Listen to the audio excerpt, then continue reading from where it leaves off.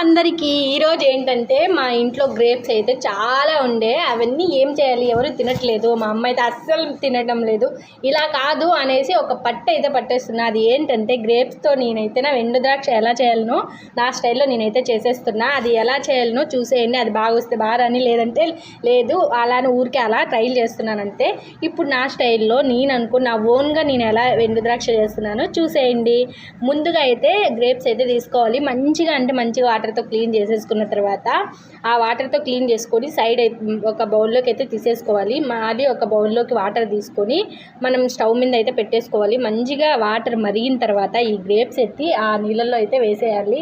మంచిగా ఈ గ్రేప్స్ మంచిగా రెడ్ కలర్ వచ్చే వరకు మరగనివ్వాలి. ఆ తర్వాత ఈ వాటర్ని మనం మరిగించిన వాటర్ని పక్కకి వంచేసిన తర్వాత ఆ గ్రేప్స్ అయితే మళ్ళీ ఒక బౌల్లోకి తీసుకొని ఒక ప్లేట్ తీసుకొని కాసేపు అలానే చల్లార్చేయాలి గ్రేప్స్. తర్వాత ఒక ప్లేట్ తీసుకొని ప్లేట్లో ఒక పేపర్ అయితే పెట్టుకోవాలి.